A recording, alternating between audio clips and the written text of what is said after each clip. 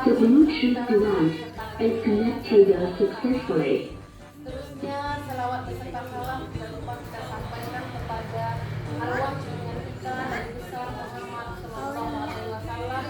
Allahumma sholli ala Muhammad wa ala ali Muhammad. Yang sama-sama kita hormati ibu pengawas kita Kecamatan Utara yang sudah hadir bersama kita pada siang hari ini. Seterusnya yang kami hormati ibu pengurus YTK dan PKG serta PKG Kecamatan Sungai Tarat. Terusnya yang kami hormati Kepala TK serta Majelis Guru TK Kecamatan Sungai Tarat, dan terus kepada narasumber kita yang sudah hadir pada hari ini. Baiklah ibu semua, marilah kita buka kegiatan kita hari ini dengan membacakan basmalah. Bismillahirrahmanirrahim.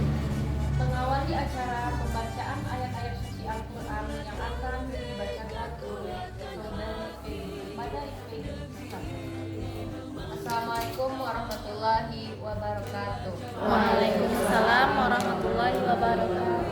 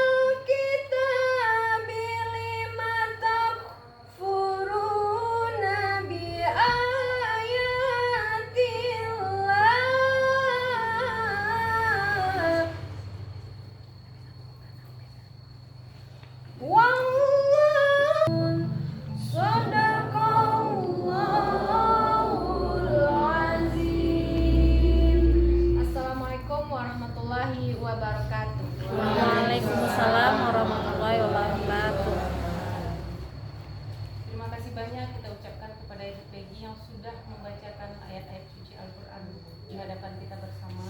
Semoga dengan dibacakan ayat suci tadi, kegiatan kita pada hari yang berbahagia. Amin amin ya rabbal alamin. Acara selanjutnya memimpin lagu Indonesia Raya dan Mars IGTK yang akan dipimpin oleh Ibu Raudatina. Kepada Ibu disilakan. Hadirin dimohon berdiri.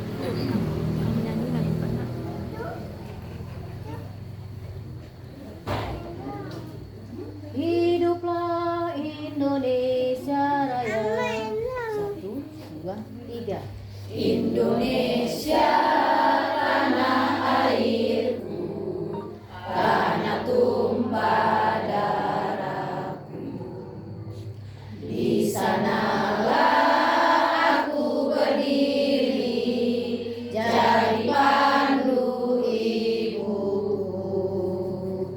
Indonesia kebangsaanku, bangsa dan tanah airku. Marilah kita berseru, Indonesia bersatu.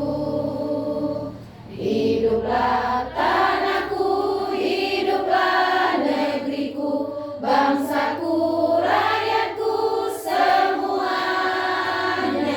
Bangunlah jiwanya, bangunlah badannya untuk Indonesia Raya. Indonesia Raya, merdeka, merdeka, tanahku, negeriku yang ku cinta.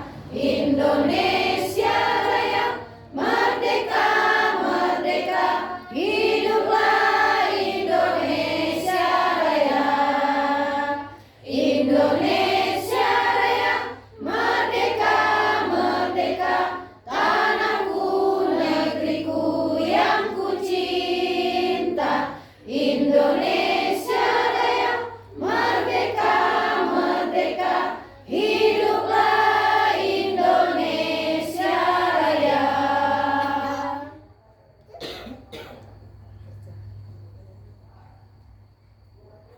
Ayo bekerja, ayo membina menuju Indonesia bahagia. 1, 2, 3. Kami para pendidik taman kanak-kanak bersatu padu mencurahkan tenaga, mendidik dan memupuk bunga bangsa sejati. Kebanggaan ibuku pertiwi pelopor nusa bangsa. Ayo bekerja, ayo membina menuju Indonesia bahagia. Dengan penuh semangat serta tulus ikhlas, bersama-sama kerja bahu. Bismillahirrahmanirrahim. Assalamualaikum warahmatullahi wabarakatuh. Waalaikumsalam warahmatullahi wabarakatuh. Bersama Ketua IGTK beserta Prius Kecamatan Sungai Tarap dan 3 STK, tentunya dengan hormat yang sama Bunda PAUD, Ibu Majelis Guru TK Kecamatan Sungai Tarap yang saya banggakan. Hadirin hadirat yang berbahagia. Alhamdulillahirrahmanirrahim, bersyukur kita di hadirat Allah Subhanahu wa taala yang mana karena rahmat dan nikmat yang diberikan kepada kita semua Bapak dan Ibu. Karena izin Allah jualah kita bisa bertemu di sini. Terutama saya Ibu. Saya ada dari kemarin 3 kegiatan yang harus saya lalui hari ini. Karena izin Allah Ibu, saya bertemu dengan Ibu di sini. Kalau tidak kita di Pondok Pulau Mandi. Nah, ada guru olahraga kita di Sungai Tarap pensiun. Jadi PK Pulau Mandi berangkat jam 4. Lawas yang maju saja maghrib Bu. Sudah siap maghrib ke Mandi tadi. Dalam maghrib telah sesian, pulang saja yang maghrib kembali. Jadi kegiatan cek lain. Kemudian ada kegiatan koperasi sama Pak Kades. Malah lebih baik. Pas video telepon jadi insya Allah betul. Jadi Allah mempertemukan kita itu rahmat. Kemudian Bapak Ibu, sahabat Ibu salam, semoga selalu tercurah buat junjungan kita yakni Nabi besar Muhammad sallallahu alaihi wasallam dan telah membawa kita ke alam yang penuh berkah seperti yang kita sekarang ini. Kodak itu, kodak itu bukti fisik di mana kita berada. Baik Bunda yang saya banggakan bahwa hari ini kita bertemu kembali dalam kegiatan KKG dan juga berbagi praktik baik calon guru penggerak kita hebat. Bunda Paul hebat hari ini bersama kita berbagi praktik baik dari Ibu Risma beserta 3 CGP hebat di Sungai Tarap. Kita bangga Bapak dan Ibu adanya CGP kita di Sungai Tarap. Saya juga berbangga Bu di SD Bu. Kebetulan sebelum saya kembali ke Sungai Tarap kan di Salimpaun dan 5 tahun di Salimpaun itu Bu TK-nya Ibu Nora ketua banyak guru penggerak juga di SD Bu. Ketika Mbak Sinyata ada sosialnya. Lalu saya masuk lagi ke Sungai Tarap, ditanya data oleh Pak Kadis Ayo Sungai Tarap berapa orang PGP? 2 orang cuma Bu. 2 orang Bu. Nah, lalu saya ambil tindakan pas hari itu Bu, ketika rapat itu tinggal seminggu lagi. Nah, apabila 3 hari berjalan, saya ada kumpulkan Bu. Saya telepon pengurus harus berkumpul di UPT SD 8 Baleh. Ya, umur 50 tahun ke bawah kata Bu. Ya Bu, ya walau-walau istilahnya halo-haloan. Ketika di absen Bu, ada 58 orang yang hadir jadi betul. Pak kata Bu, setelah kejadian hadir lulus ke 5 lah masih. Tapi kau dapat ke 5 oleh jadi kata Bu kan. Alhamdulillah Bu, berkat halo-halo itu Bu lulus SD Sungai Tarap sampai oleh orang. Kemudian itu angkatan yang berapa? Angkatan yang ke-11 ya? Ke-10. 11 masuk lagi Bu, alhamdulillah tambah. Jadi lah banyak CGP calon guru penggerak di Sungai Tarap. Alhamdulillah Bu, itu berkat doa dan usaha kita bersama. Bapak dan Ibu, bahwa bunda-bunda yang saya banggakan, akselerasi transformasi pendidikan itu akan berlangsung dengan baik apabila kita mengikuti kegiatan-kegiatan seperti ini. Berbagi praktik baik tentang kurikulum merdeka merupakan wadah. Dalam KKG merupakan wadah bersama Bapak dan Ibu untuk berbagi praktik baik menimba ilmu bersama. Jadi ini merupakan background kita. Di samping itu kita kupas tuntas berselancar di PMM. Ya, Ibu yang punya ID belajar siapa tadi? Berapa orang? Nah, udah banyak kan? Jadi kita berselancar di PMM, belajar mandiri, ikuti pelatihan mandiri, itu sangat-sangat menambah wawasan kita. Jadi kompetensi kita bisa kita tingkatkan melalui KKG ini dan juga berselancar di PMM. Dunia ada di genggaman kita Bapak dan Ibu, rugi kita. Nah, kemudian lagi biarlah jiwa kita tua, biarlah jiwa kita menua. Lalu mau banyak 60 tahun, 40 tahun, 45 tahun banyak ya. Ya, biarlah umur kita tua, tapi jiwa kita jangan menua ya. Jadi dengan cara berbagi praktik baik seperti ini, berkumpul kita seperti ini, di samping kita meningkatkan kompetensi kita, tetapi ada samping itu adalah silaturahmi. Jadi dengan seperti ini, ya, dengan berbagi praktik baik tentang penerapan nanti budaya positif ya, iya, itu Ibu itu sangat bermanfaat sekali bagi kita selaku kita pendidik dan pengajar. Kemudian juga berbagi praktik baik. Nah, di samping itu Bapak dan Ibu, welcome terhadap kebijakan yang baru. Jangan takut dengan hal-hal yang baru. Tidak maksud CGP banyak diganggu kita. Memang banyak Bu, tapi pasti akan selesai. Kita punya tim. Ya, jadi welcome terhadap kebijakan yang baru. Kita ikuti Bu, jangan takut awak. Memang ya Ibu, juga pengalaman di Rambatan Ibu. Saya juga di Rambatan ketika itu, coba halo-halo pulang sekolah. Ibu anak masuk, Ibu takut ya Bu, akhirnya lulus yuk.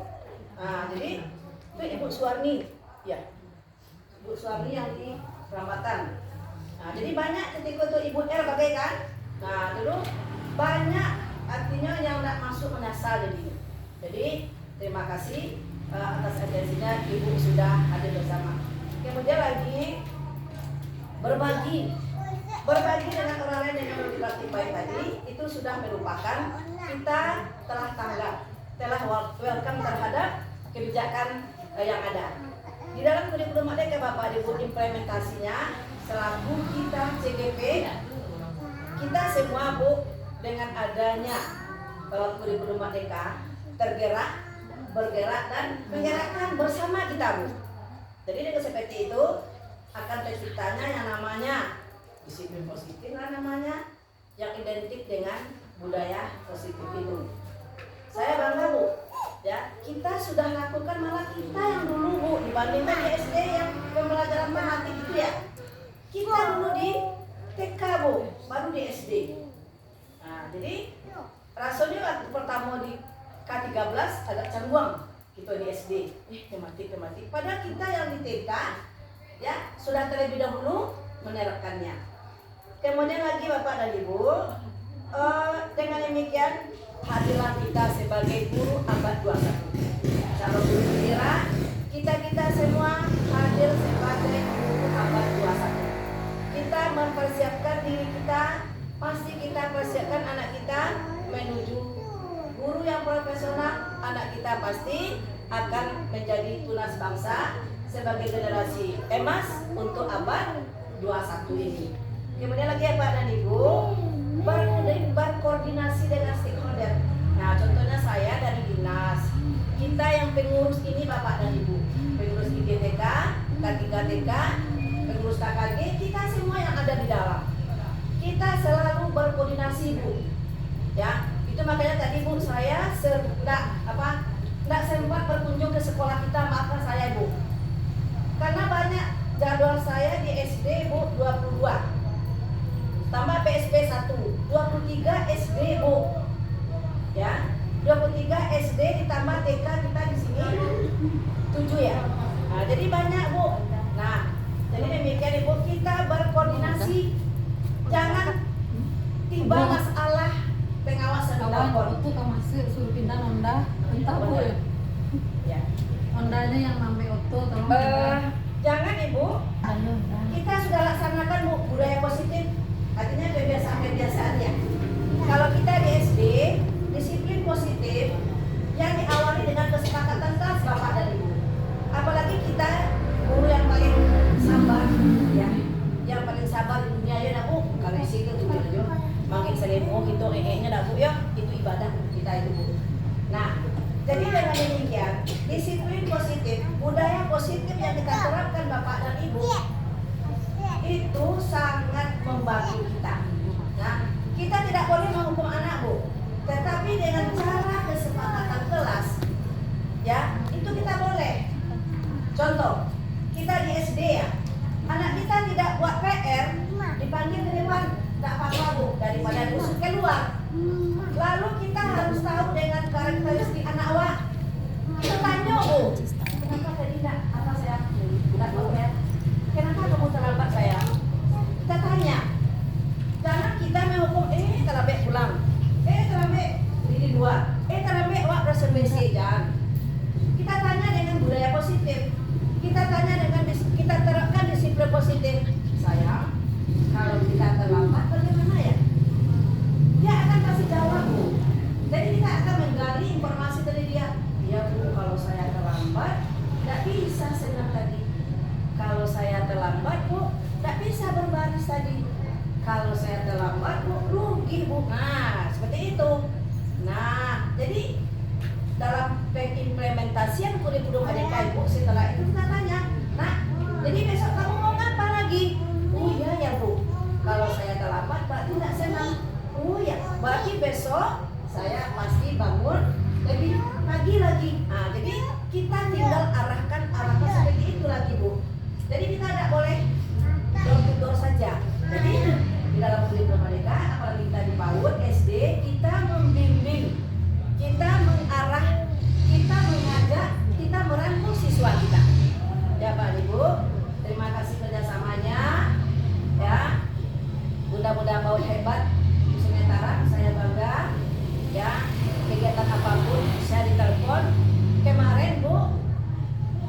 kasih baju dikirimkan tapi sempit Bu.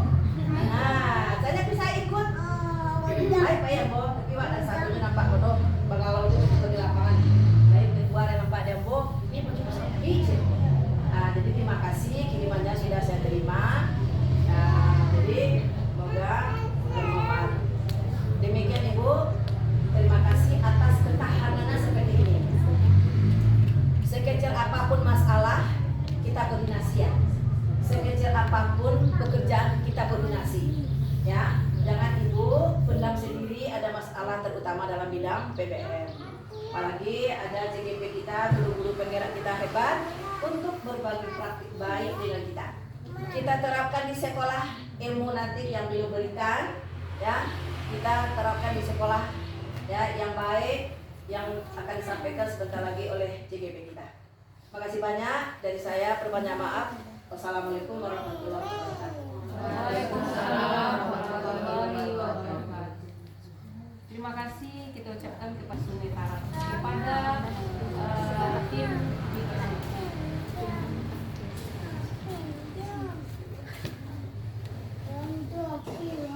Bapak Ibu, Assalamualaikum warahmatullahi wabarakatuh. Waalaikumsalam warahmatullahi wabarakatuh. Bapak Ibu, mungkin hormatan saya ditumpangkan kepada pembicara yang terdahulu. Di sini kami bukan menjadikan materi ya Ibu, kami hanya berbagi praktek baik dan juga mengimplementasikan apa yang sudah kami dapatkan dari program CGP selama 3 bulan ini. Di sini kami akan membagi praktek baik tentang budaya positif, yaitu sebelum kami memberikan praktek baik budaya positif tersebut, alangkah lebih baiknya kita ice breaking terlebih dahulu. Silakan ibu-ibu untuk berdiri. Diri diri kita yang Implementasikan kepada ibu-ibu hari ini kami membagi menjadi 3 bagian. Selanjutnya yang mana disiplin positif tersebut tetap kepada profil pelajar Pancasila. Ibu-ibu masih dapat nyanyi profil pelajar Pancasila ibu-ibu. Ayo kita coba sama-sama ya Ibu. Pelajar Pancasila beriman dan bertakwa pada Tuhan Yang Esa, mulia, berkebinekaan global, gotong royong mandiri, kreatif dan bernalar kritis. Ayo sekali lagi ibu, tangan. Pelajar Pancasila beriman dan bertakwa pada Tuhan Yang Esa, beramal berkebinekaan global, gotong royong mandiri, kreatif dan bernalar kritis. Pembelajaran dengan paradigma baru yaitu yang mana pembelajaran tersebut dirancang berdasarkan prinsip-prinsip pembelajaran yang berdiferensiasi, sehingga para peserta didik belajar sesuai berdasarkan hak penekanan sesuai dengan teori Koden untuk mewujudkan profil pelajar Pancasila. Ibu-ibu masih ingat apa itu pembelajaran yang berdiferensiasi? ya yang pusat sesuai dengan Ya, pembelajaran yang mana pembelajaran yang berdiferensiasi tersebut yaitu pembelajaran yang mana pembelajaran tersebut berpusat kepada anak dan sesuai dengan kebutuhan anak. Berdiferensiasi itu beragam ya Ibu. Tentunya kita bisa bagaimana pembelajaran yang sesuai dengan kebutuhan, berarti apa yang anak-anak kita butuhkan. Contohnya kita di TK mengenal angka Ibu, mengenal angka yang mana tujuan kita adalah mengenal angka. Jadi sesuai kebutuhan, contohnya anak kita yang belum bisa menulis, kita bisa dengan mengenalkan angka dengan meremas pasir atau membuat di media-media tertentu menyusun lupa. Tapi apa Ibu? Tujuannya tetap satu, apa tujuannya? Dengan cara berbagai macam dan sesuai kebutuhan anak tersebut. Miskonsepsi tentang teori kontrol. Yang pertama yaitu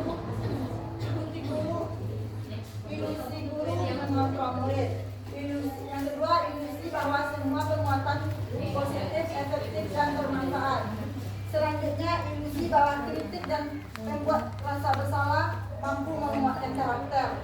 Selanjutnya, ilusi bahwa orang dewasa berkah memaksa.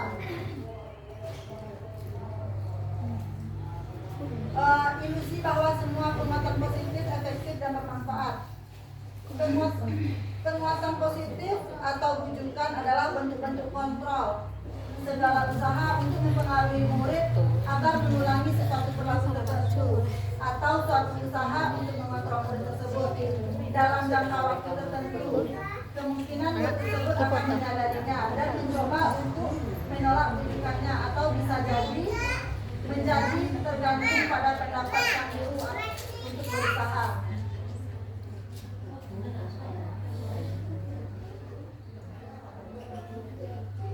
Selanjutnya, ilusi bahwa kritik dan membuat orang merasa bersalah dapat menguatkan karakter. Menggunakan kritik dan rasa bersalah untuk mengontrol murid menuju para identitas gagal. Mereka belajar buruk tentang diri mereka. Mereka mengembangkan dialog diri yang negatif. Kadang-kadang kalau sulit bagi guru untuk mengidentifikasi bahwa mereka melakukannya. Perilaku ini karena seringkali guru cukup menggunakan suara halus untuk menyampaikan pesan negatif. Ibu-ibu, apa contohnya kita bahwa kita telah membuat anak-anak merasa bersalah? Ada yang tahu ibu-ibu?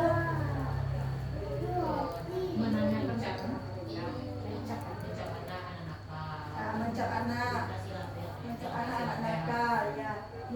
Bisa juga seperti kita membanding-bandingkan, ibu-ibu.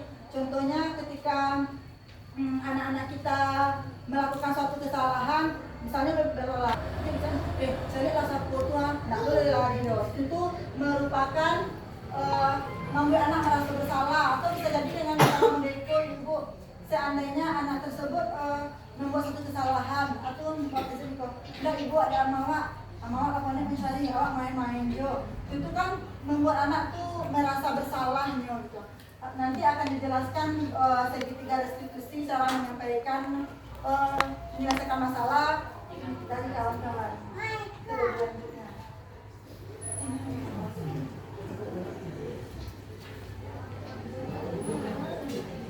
Untuk memaksa.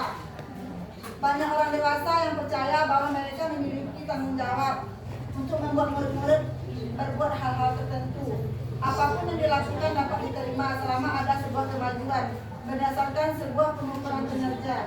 Pada saat itu pula orang dewasa akan menyadari bahwa perilaku memaksa tidak akan efektif untuk jangka waktu yang panjang dan sebuah hubungan bermusuhan akan terbentuk. Jadi kan kita merasa sebagai orang dewasa kita memiliki hak buat rasul. Kita sebagai guru kita mempunyai hak untuk memaksa anak, bukan seperti itu ya ibu. Tapi kita tetap kembali kepada yang mana pembelajaran berpusat kepada anak. Selanjutnya, mengubah paradigma stimulus respon ke pendekatan teori kontrol. Ada yang namanya stimulus respon. Yang mana stimulus respon itu semua orang melihat hal yang sama. Dan teori kontrolnya setiap orang memiliki gambaran yang berbeda-beda. Jadi ini mungkin lebih kepada sudut pandang ya ibu. Selanjutnya disiplin positif. Disiplin positif berasal dari kata disiplin yang artinya belajar. Disiplin mengacu pada disiplin diri yang memiliki tanggung jawab terhadap apa yang dilakukan berdasarkan nilai-nilai yang diyakini. Disiplin positif merupakan salah satu cara menerapkan disiplin yang bertujuan untuk menumbuhkan kesadaran peserta didik tanpa imbalan atau penghargaan, reward atau ancaman. Yang mana mungkin seperti yang sudah dibilang sama ibu pengawas tadi, disiplin positif itu dapat tercipta karena adanya keyakinan kelas. Keyakinan kelas itu ibu sebelumnya sudah tahu apa bedanya beraturan dengan keyakinan. Peraturan sesuatu yang dipatuhi. Kalau keyakinan gimana? Ya, sesuatu yang diyakini. Ya, jadi nanti untuk keyakinan kelas akan dibahas oleh Ibu Atisman. Selanjutnya disiplin positif. Disiplin disiplin positif adalah pembiasaan hal yang baik mencakup sikap atau perilaku maupun oleh seluruh warga sekolah, terutama bagi murid dapat berkembang menjadi pribadi yang kritis, mandiri dan bertanggung jawab. Sebagai pendidik, kita menerapkan disiplin positif bertujuan untuk menciptakan peserta didik yang disiplin, sehingga mereka berperilaku mengacu kepada nilai-nilai kebajikan universal dan memiliki motivasi dalam diri menuju perubahan perilaku ke arah yang lebih baik. Jadi disiplin positif itu tadi yang mana nilai-nilai yang kita yakini, bukan memaksa ya Ibu. Selanjutnya contoh nilai kebajikan atau institusi atau organisasi. Contohnya yaitu yang pertama tadi profil pelajar Pancasila, yang mana beriman dan bertakwa yang seperti sudah ternyanyikan tadi.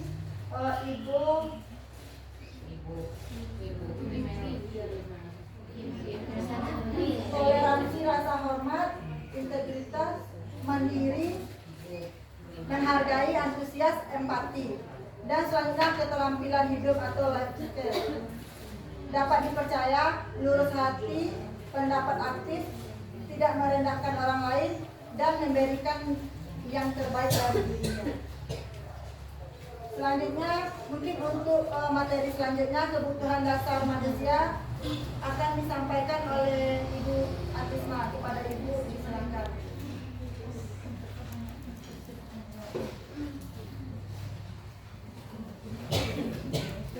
Kita sebagai manusia, kita sebagai guru, terutama sebagai manusia tentu memiliki kebutuhan yang kebutuhan itu akan terpenuhi melalui keinginan.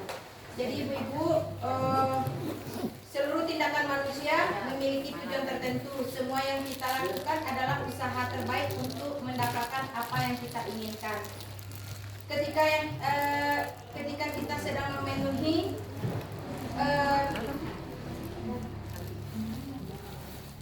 seluruh tindakan manusia yang memiliki tujuan tertentu,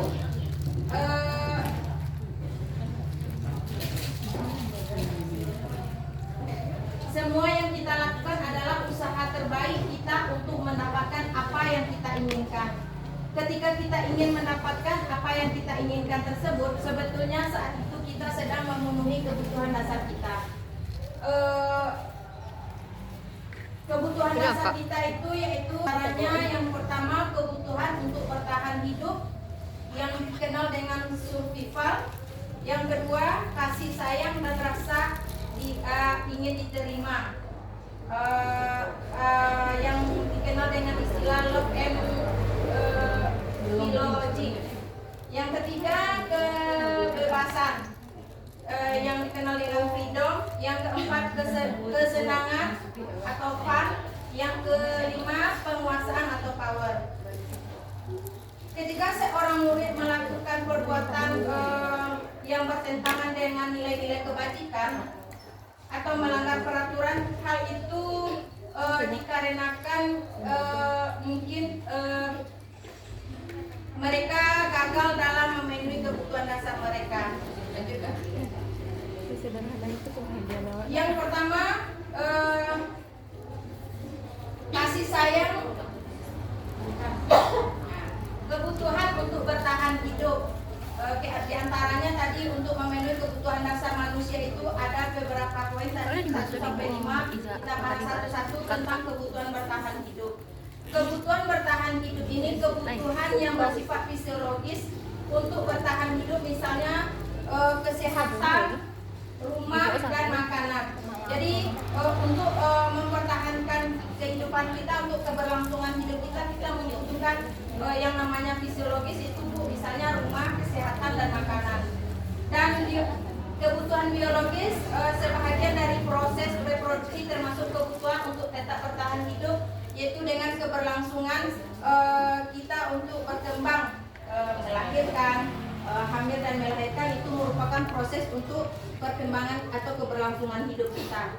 Dan tidak terlepas komponen psikologis, yaitu kebutuhan meliputi kebutuhan yang akan perasaan aman.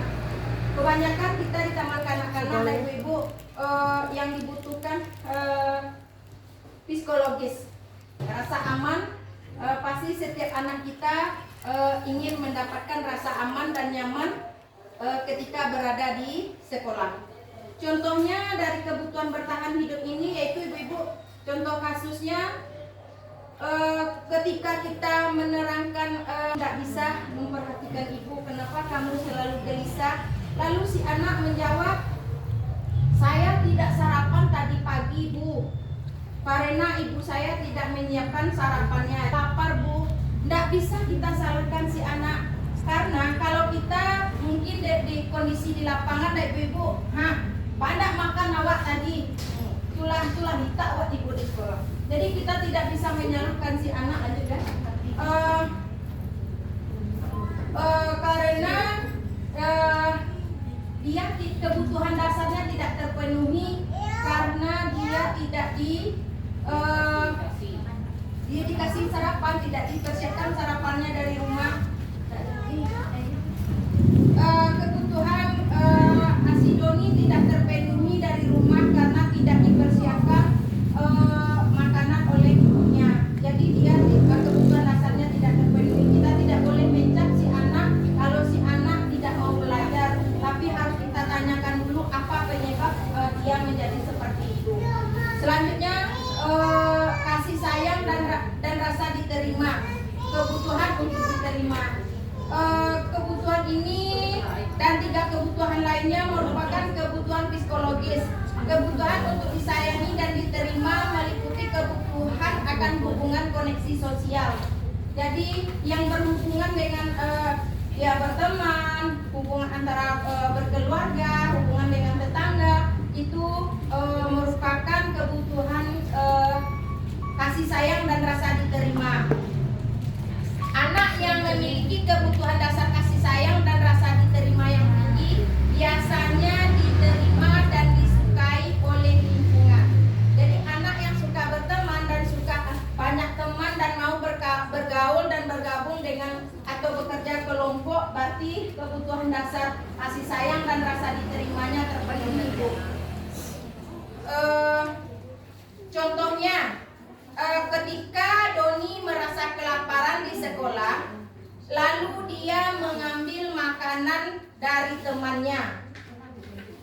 Lalu temannya melaporkan kepada bu guru ketika si Doni mengambil makanan teman-temannya, lalu bu guru mengambil tindakan menelpon orang tuanya sehingga orang tuanya menjadi lebih perhatian. Jadi saat itu Doni tidak terpenuhi kasih sayang dan rasa diterimanya. Masalahnya ialah berbuat tidak baik ke temannya, diambilnya makanan teman-temannya karena ini tidak disediakan makanan oleh mamanya di rumah tadi. Lalu temannya mengadu ke bu guru mengambil tindakan menelpon orang tuanya agar lebih memperhatikan. Jadi berusaha untuk memenuhi kebutuhan kasih sayang dan rasa diterima. Kalaulah terpenuhi dari rumah, pasti temannya tidak berbuat macam-macam ke temannya, berarti temannya mau menerima untuk berkawan. Selanjutnya penguasaan atau pengakuan atas kemampuan. Kebutuhan ini berhubungan dengan kekuatan untuk mencapai suatu, menjadi kompeten, menjadi terampil, diakui atas prestasi dan keterampilan kita, didengarkan dan memiliki rasa harga diri. Kebutuhan ini meliputi keinginan untuk dianggap berharga, bisa membuat perbedaan, bisa membuat pencapaian, kompeten, diakui, dihormati, dan keinginan untuk meninggalkan pengaruh buruk. Ketika anak memiliki kebutuhan dasar akan penguasaan yang tinggi, biasanya selalu ingin menjadi pemimpin. Mereka juga suka mengamati atau sebelum mencoba hal baru dan merasa kecewa bila melakukan kesalahan. Contohnya, Ibu, kalau kita di taman kanak-kanak, penguasaan ini ketika kita akan mengadakan lomba, Bu, awak ketuanya Bu, awak pemimpinnya Bu.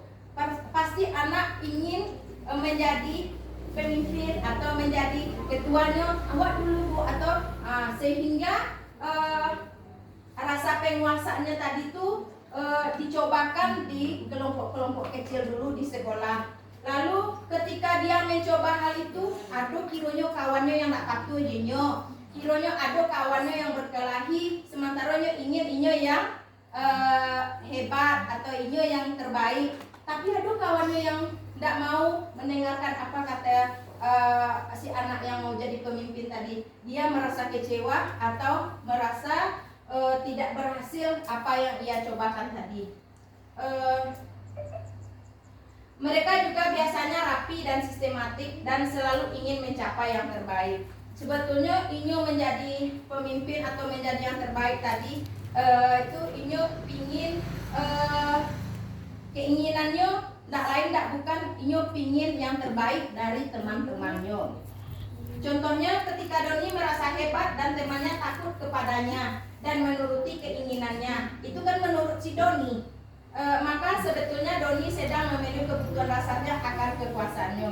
Jadi ini agak sedikit perlu arahan dan bimbingan ibu-ibu. Kalau kita biarkan dia memenuhi kebutuhan penguasa ini ke arah yang positif, mungkin kita termasuk di jalur aman dan ibu. Tapi kalau sudah kita biarkan dia untuk memenuhi kebutuhan penguasa ini sudah mengarah ke arah yang negatif, mungkin kita butuh sedikit usaha untuk meluruskannya ibu-ibu. Jadi itulah contoh memenuhi kebutuhan penguasaan untuk 5 dasar kebutuhan manusia tadi. Selanjutnya kebutuhan kebebasan, kebutuhan akan pilihan. Kebutuhan untuk bebas adalah bukan bebas semaunya si anak, enggak bu, tapi ada aturannya. Kebutuhan akan kemandirian, otonomi, memiliki pilihan dan mampu mengendalikan arah hidup seseorang. Anak dengan kebutuhan kebebasan yang tinggi menginginkan pilihan mereka, perlu banyak bergerak, suka mencoba dan tidak terpengaruh orang lain, dan senang mencoba hal baru dan menarik. Contohnya, Doni merasa bosan dengan bekal yang dibawakan ibunya dari rumah karena ibunya selalu membawakan bekal yang sama. Oleh karena itu, Doni ingin mencoba bekal temannya yang beraneka ragam. Maka Doni sedang memenuhi kebutuhan akan kebebasan. Jadi dek mamahnya dari rumah bawa bekal yang sama setiap hari. Dia ingin mencoba pula bekal teman-temannya yang beraneka ragam. Jadi disitulah peran kita sebagai pendidik ibu untuk mengontrol kebebasan atau kebutuhan kebebasan yang dilakukan Doni tadi. Bagaimana kita menyikapinya supaya kebutuhannya terpenuhi tetapi tidak mengganggu ke temannya. Jadi di sini perlu kita menyikapi sebagai seorang pendidik agar kebutuhan anak terpenuhi dan lingkungan tidak terganggu. Selanjutnya Ibu Mega. Kebutuhan kesenangan. Kebutuhan kesenangan adalah mencari kesenangan bermain dan tertawa. Anak-anak dengan kebutuhan dasar kesenangan yang tinggi biasanya ingin menikmati apa yang dilakukannya. Mereka juga bisa berkonsentrasi tinggi saat mengerjakan hal yang disenangi. Mereka suka mainan, suka mengoleksi barang, suka bergurau, suka melucu dan menggemaskan, bahkan saat mereka bertingkah laku buruk masih terlihat lucu. Contohnya, Doni suka sekali menjahilin temannya. Ia melakukan hal itu karena iseng-iseng saja. Karena Doni suka sekali melihat wajah temannya yang kesal, ekspresi wajah temannya yang lucu. Maka Doni sedang memenuhi kebutuhan kesenangannya. Ini dari segi yang si menjahilin temannya. Kadang-kadang gora-gora diculiknya kawannya berang tak. Mereka puas dengan melihat temannya. Di situ rasa kesenangannya, rasa kepuasannya. Di sini juga sama dengan kebebasan tadi, Bu. Kita juga perlu ekstra hati-hati untuk menyikapinya. tentang kebutuhan kesenangan ini terhadap anak kita di taman kanak-kanak. Selanjutnya 5 kebutuhan sudah ada juga di 5 kebutuhan dasar manusia ini Ibu, yaitu motivasi perilaku manusia untuk melakukan hal itu, yaitu untuk menghindari ketidaknyamanan hukuman, untuk mendapatkan imbalan atau penghargaan dari orang lain, untuk menjadi orang lain, mereka ingin untuk menjadi orang yang inginkan dan menghargai diri sendiri dengan nilai-nilai yang mereka percaya. Ini merupakan motivasi intrinsik dan motivasi ekstrinsik. Jadi intrinsik itu motivasi dari kalau intrinsik dari dalam dan ekstrinsik dari luar. Mungkin itu pembahasan dari saya. Kepada ibu-ibu kami persilakan untuk menanggapi atau bertanya tentang sepanjang apa yang telah saya paparkan tadi.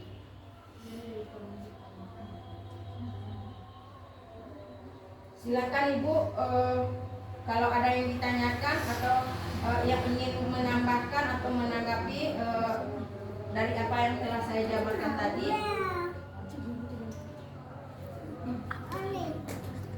Kalau tidak ada ibu-ibu, berarti ibu-ibu sudah mengerti dan paham apa yang telah saya sampaikan.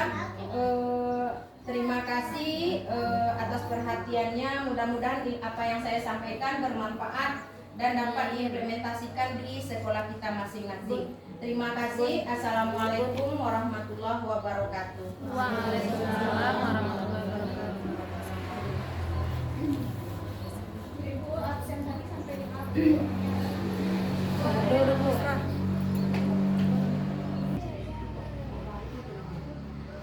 Di mana di sini saya akan menyampaikan posisi kontrol yang dimiliki oleh guru. Di mana itunya posisi kontrol ada 5 yang harus dimiliki guru. Yang pertama sebagai penghukum, yang kedua pembuat merasa bersalah, yang ketiga sebagai teman, yang keempat sebagai pemantau, dan yang kelima sebagai manajer.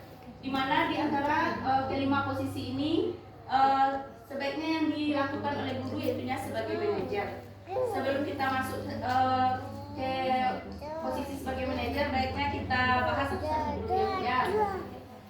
Di mana yang pertama yaitunya sebagai Adi sebagai penghukum.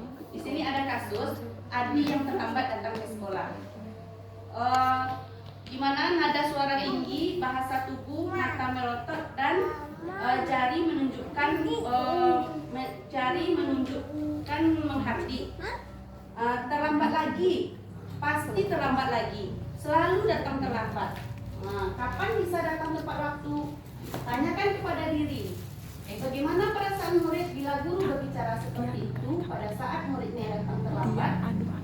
Dari hasil kasus tadi, kemungkinan murid akan marah dan mendendam atau bersifat agresif.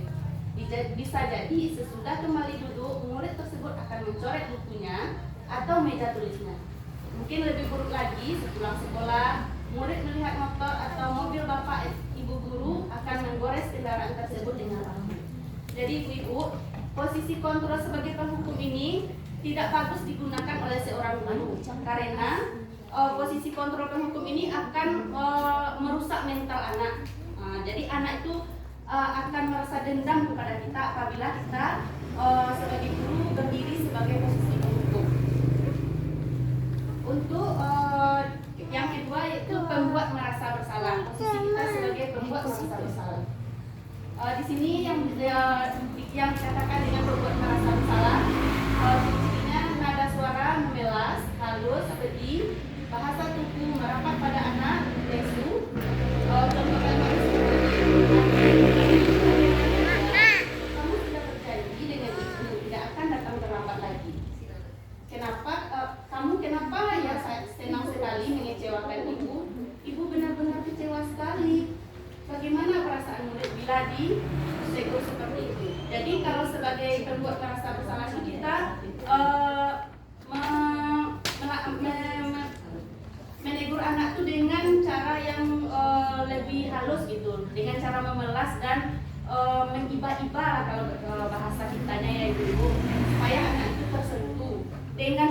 kemudian hasil yang kita dapatkan, murid akan merasa bersalah, bersalah dengan mengecewakan ibu atau bapak gurunya. Mungkin saja murid akan merasa menjadi orang yang gagal dan tidak sanggup membahagiakan orang lain. Kadangkala sikap seperti itu lebih berbahaya dari sikap terhukum, karena emosi akan tertanam rapat di dalam diri. Murid menahan perasaan, tidak seperti murid dalam dengan guru penghukum, di mana murid bisa menumpahkan amarahnya, walaupun dengan cara yang negatif. Murid tertekan seperti inilah tiba-tiba bisa meletus amarahnya dan bisa menyakiti diri sendiri atau orang lain. Jadi ibu-ibu, posisi kontrol yang kedua ini, pembuat merasa bersalah ini juga tidak harus dipakai oleh guru, karena ini lebih berbahaya lagi dari penghukum, di mana kita tidak menghukum tapi kita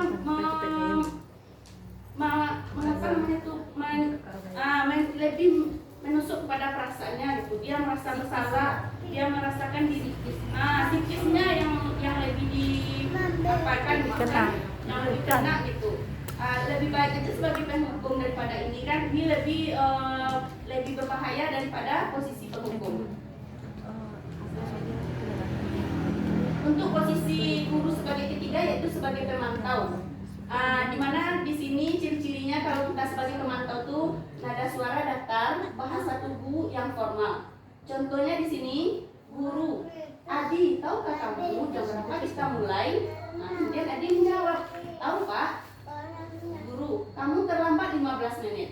Apakah kamu sudah mengerti konsekuensi yang harus dilakukan bila terlambat? Adi menjawab, paham Pak. Saya harus tinggal di kelas pada jam istirahat. Nanti saya akan mengerjakan tugas ketinggalan saya. Dijawab lagi sama Pak gurunya, ya benar. Nanti pada saat jam istirahat, kamu harus tinggal di kelas untuk menyelesaikan tugas yang tertinggal tadi. Saya tunggu bagaimana perasaan murid diperlakukan seperti ini. Dari hasil pemantau ini, hasil yang didapatkan adalah murid memahami konsekuensi yang harus dijalankan karena telah melanggar salah satu peraturan sekolah. Namun guru tidak menunjukkan suatu emosi yang berlebihan, menjadi marah atau membuat merasa bersalah. Murid tetap dibuat tidak nyaman, yaitu dengan harus ketinggalan di kelas pada waktu jam istirahat dan mengerjakan tugas. Guru tetap harus memantau murid pada saat mengerjakan tugas di jam istirahat karena murid tidak bisa ditinggal seorang diri. Dari posisi pemantau ini ibu-ibu mungkin kurang efektif gitu kan, bukan kurang bagus tapi kurang efektif, di mana kalau sebagai penghukum kita lebih membuat dia merasakan amarah gitu kan. Kalau di posisi sebagai pemantau ini ekspresi kita datar saja, jadi tidak ada penegasan di posisi sebagai pemantau. Jadi itu kurang efektif dipakai untuk posisi kontrol sebagai guru. Yang selanjutnya sebagai manajer, di mana manajer ini ciri-cirinya nada suara tulus, bahasa tubuh tidak kaku, mendekat ke murid. Contohnya di sini kasus Adi tadi. Guru, Adi, apakah kamu mengetahui jam berapa sekolah dimulai? Adi menjawab, tahu Pak, jam 7 Pak. Kemudian guru melanjutkan lagi, ya jadi kamu terlambat. Kira-kira bagaimana kamu akan memperbaiki masalah ini? Adi menjawab, saya bisa menanyakan ke teman saya Pak untuk mengerjakan tugas yang tertinggal. Kemudian guru menjawab lagi, baik, itu bisa dilakukan.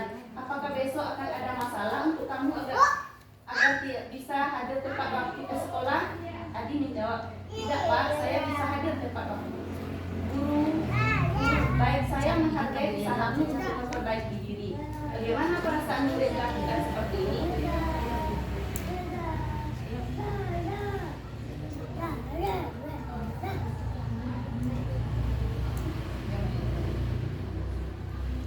Jadi posisi sebagai manajer inilah posisi yang paling dianjurkan untuk kita sebagai guru. Di mana di sini kita memanage anak itu untuk dia lebih bertanggung jawab kepada tugas dan tanggung jawabnya. Kalau dia datang terlambat, kita tidak menghukum, tidak membuat dia merasa bersalah, tapi kita mengingatkan kepada siswa kita untuk lebih tepat waktu ke depannya. Jadi sebagai guru kita seharusnya menguasai posisi manajer ini. Contoh lain dari penerapan penerapan 5 posisi kontrol guru, murid tidak mengerjakan tugas yang diberikan. Nah, di sini kalau sebagai penghukum, mungkin kita kalau murid yang tidak mengerjakan tugas, mungkin kita akan menyuruh murid berdiri dengan sebelah kaki di depan kelas. Itu kalau kita memposisikan diri kita sebagai penghukum. Kalau untuk membuat rasa bersalah, kesekian kalinya ibu sudah ingatkan, kamu senang sekali ya melihat ibu terus-terusan bertindak seperti ini. Jadi itu kalimat yang dikeluarkan kalau membuat rasa bersalah. Sekarang ibu kita tanyakan pada diri kita sendiri, posisi kontrol apakah aku? Seperti apa yang sudah kita lakukan kepada murid kita di sekolahnya?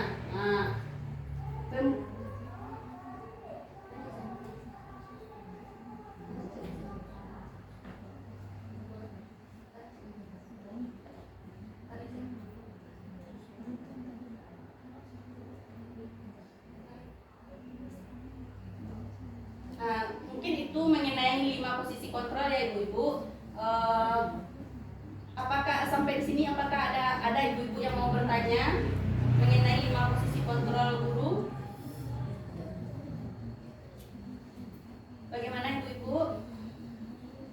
Mungkin ibu-ibu sudah mengerti. Untuk selanjutnya saya akan masuk kepada keyakinan kelas. Keyakinan kelas merupakan kesepakatan kelas yang diyakini bersama guru dan murid dengan harapan dapat meningkatkan kedisiplinan murid. Mungkin di sekolah kita sudah menerapkan keyakinan kelas ya ibu-ibu kepada murid kita sebelum kita memulai proses belajar mengajar. Mungkin ketika kita pas di hari pertama sekolah tuh kita sudah membuat kesepakatan kelas atau keyakinan kelas untuk bisa dijalankan bersama murid agar pembelajaran kita berjalan dengan bagus. Keyakinan kelas berupa pernyataan universal dibuat dalam bentuk positif yang bersifat abstrak. Keyakinan kelas hendaknya tidak terlalu banyak sehingga mudah diingat dan dipahami. Semua warga kelas berkontribusi dalam pembuatan keyakinan kelas lewat kegiatan mengutarakan pendapat.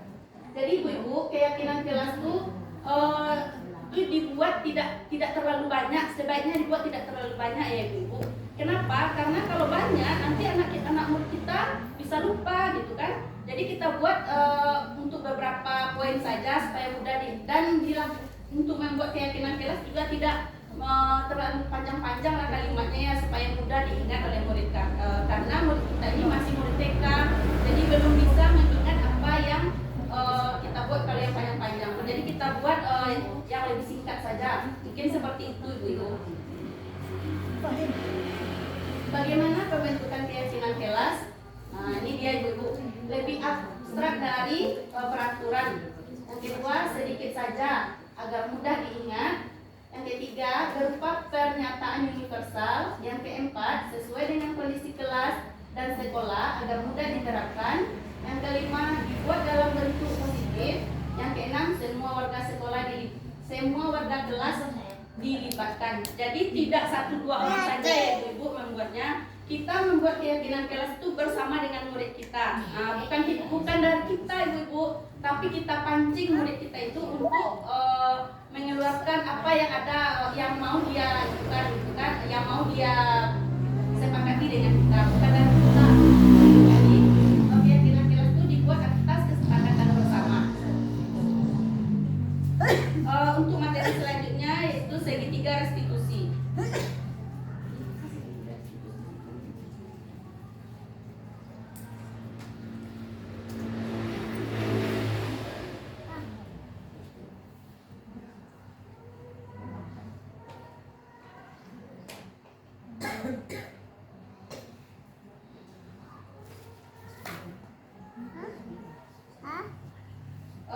Segitiga restitusi yaitunya proses menciptakan kondisi bagi murid untuk memperbaiki kesalahan mereka sehingga mereka bisa kembali pada kelompok mereka dengan karakter yang lebih kuat. Segitiga restitusi ini adalah proses dialog yang dijalankan oleh guru atau orang tua agar dapat menghasilkan murid yang mandiri dan bertanggung jawab.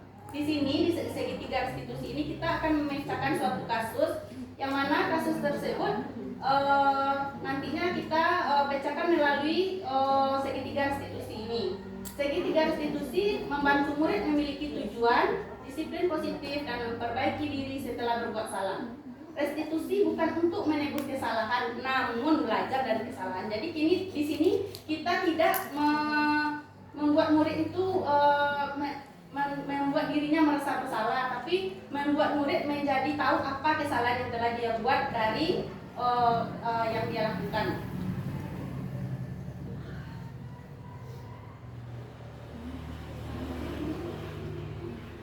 Ini adalah contoh segitiga restitusinya ya ibu-ibu. Seperti inilah kira-kira ibu-ibu.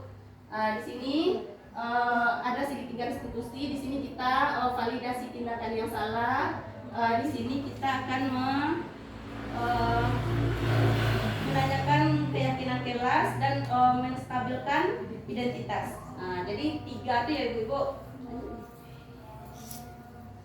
Yang pertama dulu kita akan memvalidasi tindakan yang salah. Untuk memvalidasi tindakan yang salah ini kita lakukan kepada murid yaitunya dengan berdialog, tapi di sini dialognya tidak membuat murid itu merasa bersalah, tapi dengan kalimat kira-kira contoh kalimatnya seperti ini ya ibu-ibu. Kamu pasti punya alasan mengapa melakukan hal itu, atau padahal kamu bisa melakukan yang lebih buruk dari ini ya. Kamu patut bangga pada dirimu sendiri karena kamu telah melindungi sesuatu yang penting buatmu. Atau kalimatnya, kamu pasti punya alasan kenapa melakukan hal itu. Selanjutnya, padahal kamu bisa melakukan yang lebih buruk dari ini.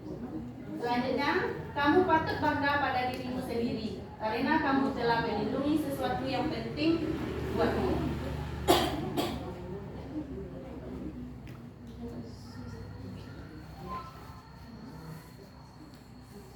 Yang keduanya, setelah kita memvalidasi, kita tanya kepada murid kita. Mungkin ada satu contoh di sekolah saya, anak murid itu dia datang terlambat. Yang mana di sini saya akan memvalidasi, saya tanya dulu, menanyakan kabar anak. Misalnya kan saya tanya bagaimana kabarnya hari ini, kira-kira apa ya perbuatan yang kamu lakukan yang tidak sesuai dengan peraturan kelas kita. Kira seperti itu ya ibu.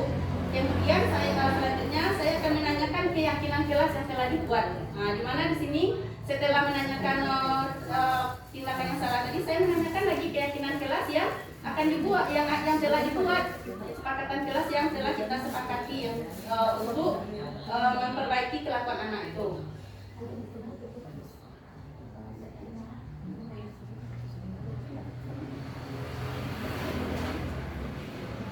Maaf ibu-ibu, ada tertinggal satu.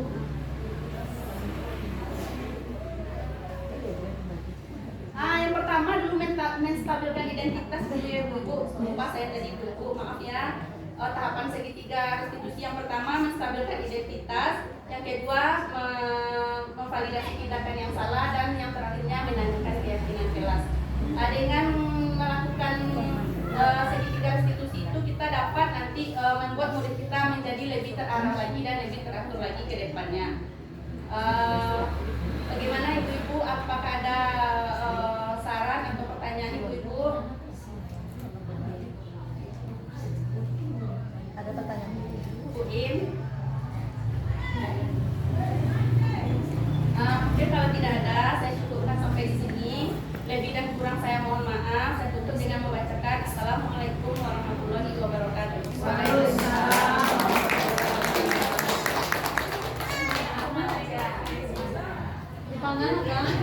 Sampaikan materi tentang disiplin positif di hadapan kita bersama. Mudah-mudahan dari apa yang sudah disampaikan oleh EGP hebat kita tentang disiplin positif bisa kita implementasikan di lembaga kita masing-masing. Terima kasih kita ucapkan kepada Ibu Pengawas yang sudah hadir dan EGP yang sudah menyampaikan materi. Untuk kegiatan kali ini